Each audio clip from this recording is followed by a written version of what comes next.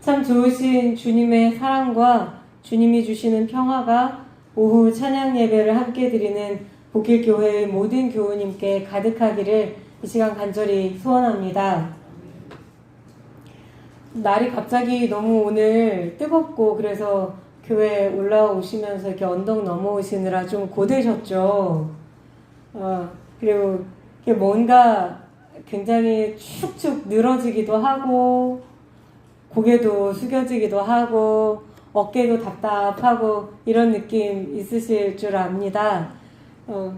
너무 피곤하다 싶으시면 주님 앞에서 주무셔도 됩니다.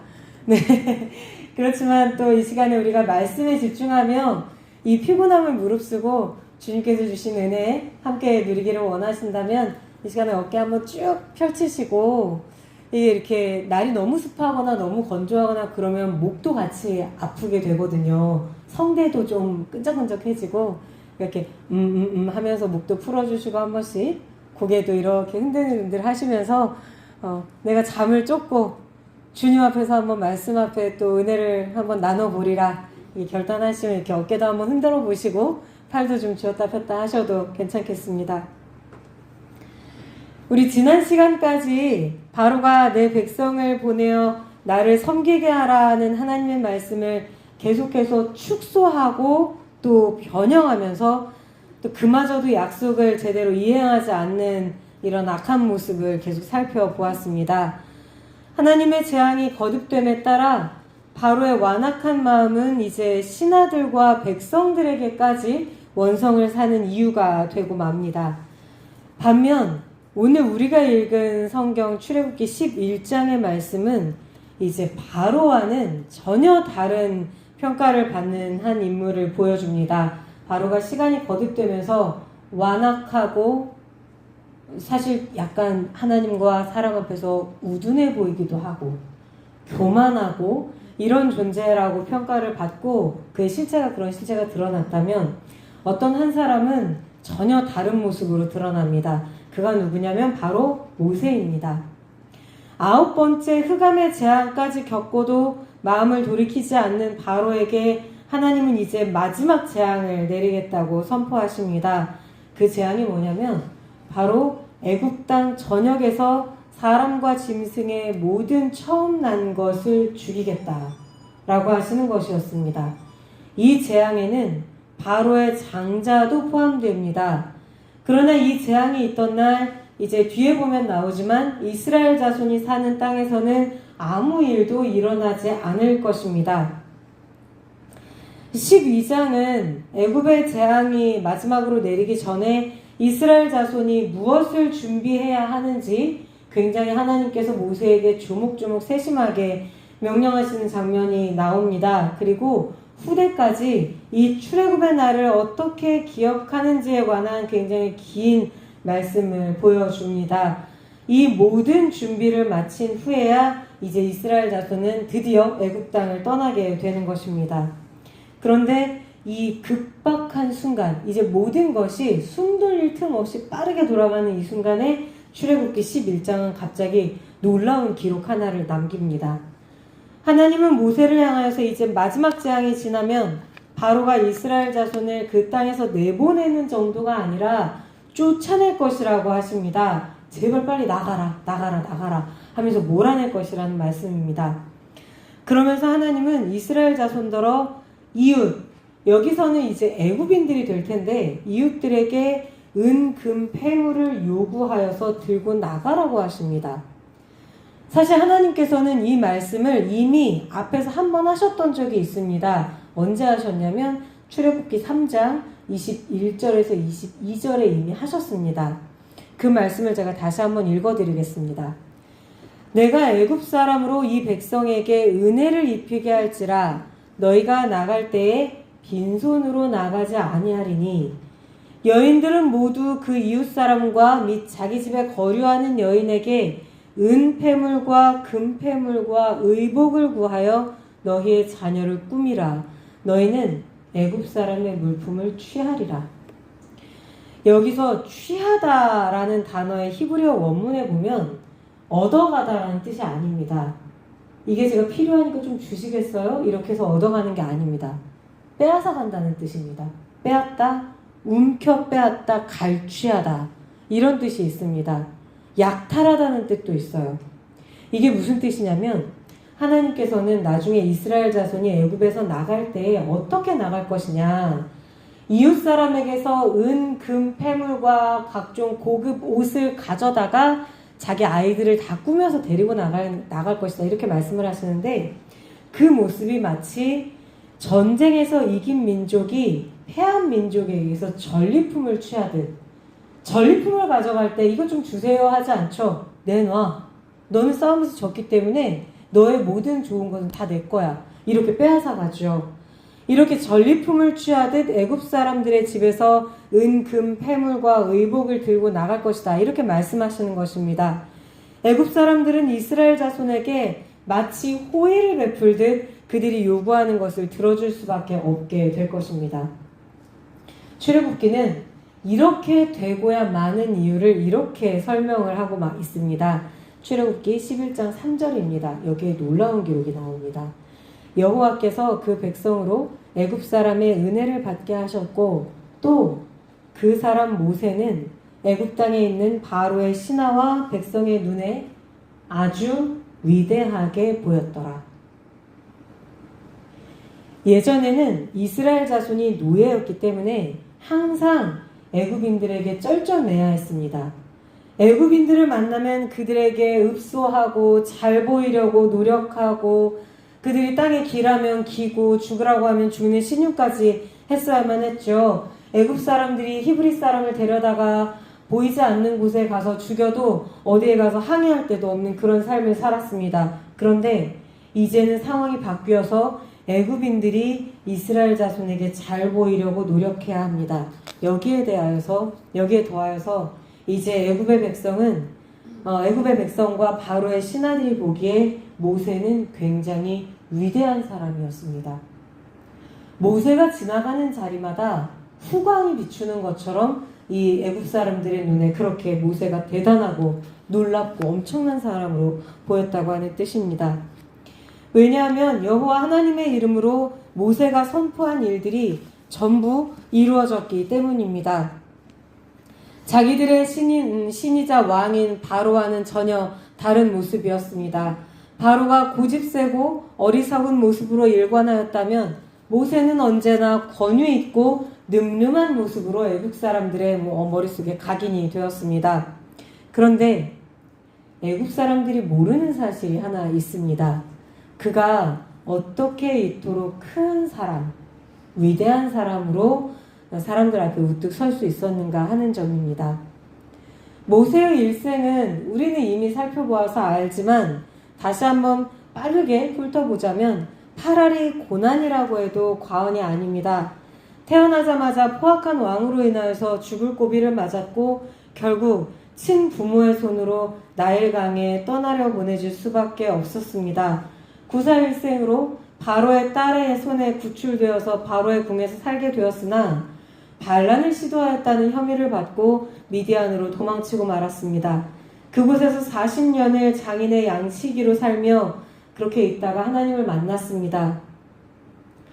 그런데 내가 이제 너를 들어서 사용하겠다 하고 말씀하시는 하나님의 명령에 대해서 모세가 어떻게 하였었습니까? 주님, 저는 입과 혀가 둔한 사람입니다. 제발 보낼 만한 사람을 보내십시오. 몇 번씩이나 하나님 앞에서 거절하고 또 거절하는 소심하고 연약한 모습을 보이기도 했었습니다. 동족을 구하려고 뛰어든 일에 오히려 동족에게서 버림을 받았던 그는 이 애굽 땅에 다시 돌아와서도 하마터면 또 동족에게 버림을 받을 뻔하기도 하였습니다. 이렇게 모세의 지난 세월 내내 하나님께서는 시련이라는 도구를 이용하여서 모세를 단련하시고 하나님의 말씀을 대언할 수 있는 일꾼으로 키우셨습니다. 애굽인들의 눈에는 이런 것들이 전혀 보이지 않습니다. 그들은 이렇게 생각했을 것입니다. 저 사람 모세에게는 신의 능력이 언제나 깃들어 있다. 저 사람은 신이 움직이는 사람이다 라고 말입니다. 그런데 그 놀랍고 대단한 하나님의 능력이 모세의 고난 속에, 모세의 연약함 속에 그리고 모세의 두려움 속에 가장 먼저 깃들었다는 사실은 하나님과 하나님을 믿는 우리들의 눈에만 보일 뿐입니다. 어찌 모세만 그럴까요? 성경에 믿음의 조상으로 기록된 이들의 삶은 전부 그랬습니다. 하나님은 자기의 일을 맡기려고 선택한 이들에게 결코 단순하고 평탄한 길을 허락하지 않으십니다. 심지어 하나님이 대체 나에게 왜 이렇게까지 하실까 싶은 정도의 어려움을 겪게 하기도 하십니다. 모세는 애굽 사람들의 눈에 위대한 사람으로 칭송이라도 받았지만 대부분의 하나님께서 선택하신 사역자들, 하나님의 일을 하는 예수 그리스도의 제자들, 그리고 하나님을 사랑했던 모든 평신 성도들은, 믿음의 조상들은 이 세상에서 이름도 없고 빛도 없이 때로는 끝나지 않는 고난 속에서 살다가 이 세상을 떠나고나 했습니다. 애굽에 내린 재앙은 끝나겠지만 모세의 일은 오히려 지금부터 시작입니다. 출애굽의 전 과정에서 하나님과 이스라엘 사이를 중재하며 자기 멋대로 하려고 하는 이스라엘 자손을 가르치고 약속의 땅으로 이끌어야만 하기 때문입니다. 출애굽기 11장은 모세를 바라보는 애굽인들의 시선을 통하여서 무엇이 사람을 고귀하게 만드는가, 어떠한 삶이 정령고 위대한 삶인가 라고 하는 질문에 대해 답을 줍니다. 어떠한 삶이 진정으로 사람에게 허락된 가장 가치 있고 고귀하고 위대한 삶일까요? 그것은 바로 하나님과 동행하는 삶, 시련의 뒤에 계신 하나님을 바라보는 삶, 나아가 고난을 하나님께서 역사하시는 통로로 받아들이는 담대한 삶입니다. 바로 이러한 삶이 그리스도인을 가장 고귀한 사람, 가장 큰 사람으로 만들어줍니다. 세상이 알아주지 않는다고 섭섭할 것도 없습니다. 이 세상이 나라는 한 사람을 기억이나 할까 고독할 필요도 없습니다. 하나님이 기억하시고 하나님이 알아주시면 됩니다. 약 8천여 편의 찬송시를 짓고 당대에 미국에서 가장 유명하고 인기가 많았던 화니 크로스비라는 여성이 있습니다. 우리 찬송가에도 이 화니 크로스비라는 여성이 작사한 시를 지은 작품이 여럿 있습니다.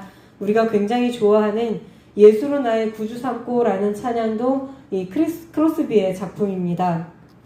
이 여성이 살아가던 그 당시에 얼마나 인기가 많았는지 이 화니의 95세 생일에 많은 미국 교회가 함께 화니 크로스비의 날을 지키기도 할 정도였습니다.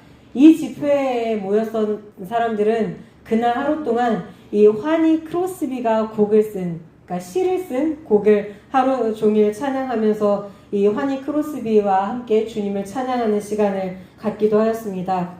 그런데 이렇게 대단한 인기를 누리던 그는 사실 앞을 전혀 볼 수 없는 시각장애인이었습니다. 어렸을 때 어떤 실력이 없는 의사의 말도 안 되는 처방으로 인해서 눈이 아팠을 때 눈에 뜨거운 겨자찜질을 한 후에 각막이 전부 녹아버리는 바람에 회복이 불가능한 상태가 되어버렸던 것입니다. 그는 이런 장애를 안고 평생 동안 살면서도 하나님과 동행하는 삶의 고귀함을 아주 어렸을 적에 깨닫고 그것을 아름다운 시들로 표현하였습니다. 그의 찬송시는 출판사에 불티나게 팔려갔지만 출판사들은 전부 화니 크로스비에게 헐값을 지불하였습니다. 그리고 화니 크로스비는 그 헐값으로 받은 원고료마저도 뉴욕의 빈민들을 위한 구제활동에 거의 다 사용해버렸습니다. 사람들은 몇천 명의 대중이 모이는 대형 집회의 인기 강연자, 전 미국인의 사랑을 받는 작사가, 심지어 대통령들마저도 감동시키는 재능의 소유자로 크로스비를 기억하였습니다. 그러나 그녀의 삶은 정작 상실과 고난과 고독의 연속이었습니다. 그는 그 삶을 오로지 하나님과 동행하며 하나님의 사랑을 노래하는 것으로 온전히 승화시킬 수 있었습니다. 그는 언젠가 이렇게 말하기도 하였습니다. 나는 시각장애인으로 별로 형편이 좋지 않은 삶을 살아왔지만 이 삶의 조건을 특별히 변화시키고자 하는 마음이 없다. 왜냐하면 그 왜냐라고 하는 질문에 대해 환희 크로스비는 이렇게 대답을 하였습니다. 왜냐하면 내가 천국에 가서 눈을 떠 이 모든 것을 보게 될 수 있게 되었을 때 맨 처음 보게 될 얼굴이 바로 나를 환영해주는 예수님의 얼굴일 것이기 때문이다. 일생은 우리가 살아오는 삶은 한번 지나오면 돌이킬 수 없습니다. 후회도 아쉬움에도 만약은 없죠. 그래서 우리는 어떠한 상황에도 어떠한 순간에도 하나님께서 원하시는 길이 무엇인가를 찾고 하나님과 함께 걷는 그런 삶을 선택을 해야만 합니다. 신앙의 위인들이 우리에게 남겨준 교훈처럼 말입니다. 언제 어디서나 고통스러울 때에든 기쁠 때에든 우리가 가장 먼저 바라보는 것이 예수 그리스도의 얼굴이었기를 바랍니다.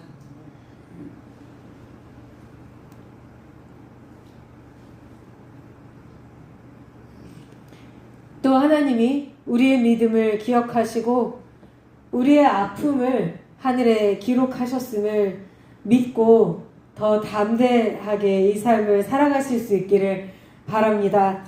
이제 앞으로도 이 세상이 알아주지 못해도 주님과 동행하며 주님이 인정하시는 큰 사람, 주님이 인정하시는 위대한 신앙으로 살아갈 수 있는 우리 모두가 될 수 있기를 이 시간 간절히 소원합니다. 함께 기도하시겠습니다.